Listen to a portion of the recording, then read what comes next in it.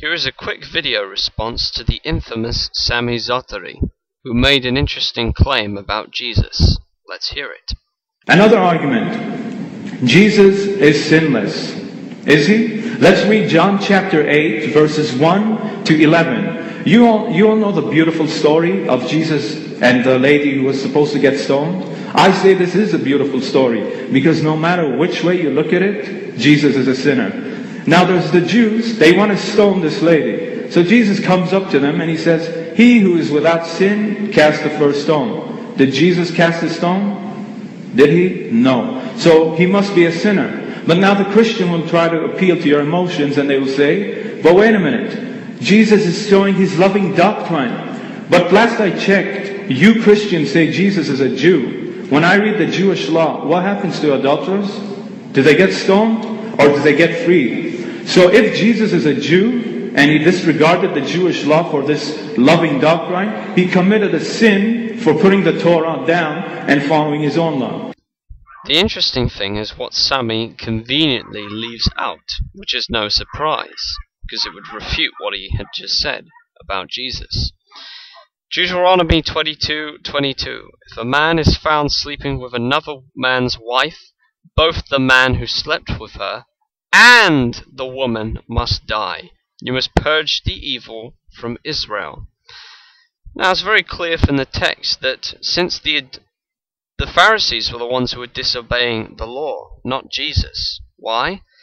The context of John 7 verse 53 to chapter 8 verse 11. Notice the men in the context, when you read it, do not get the adulterer to come up to Jesus. They don't get the adulterer, they only get the adulteress.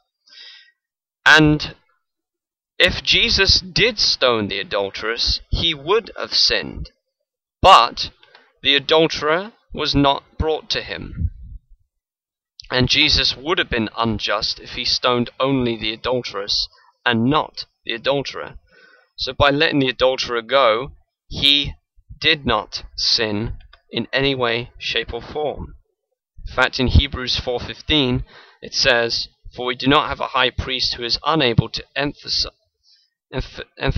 with our weaknesses, but we have one who has been tempted in every way, just as we are, yet he did not sin." Now if Zaatari happens to be watching this, he'll probably say, "Oh well, that is Paul's interpretation." No, it isn't. John 8:46. Can any of you prove me guilty of sin? If I am telling the truth, why do you not believe me?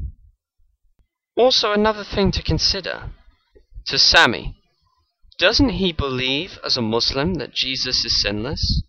Isn't that what Sami Zaatari believes?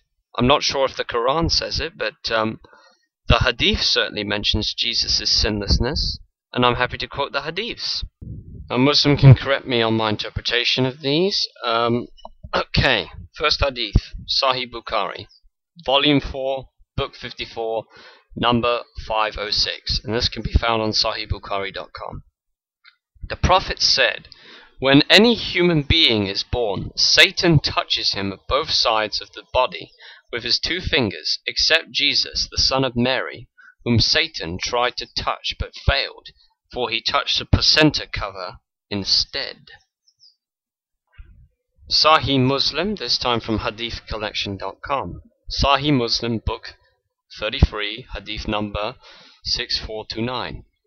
Sahih Muslim, Book 33, Destiny, Chapter, "Everyone is born infidel to his true nature, and the command pertaining to the demise of children of the infidels and the children of the Muslims." Abu Hurairah reported Allah's Messenger saying, "The mother of every person gives him birth according to his true nature.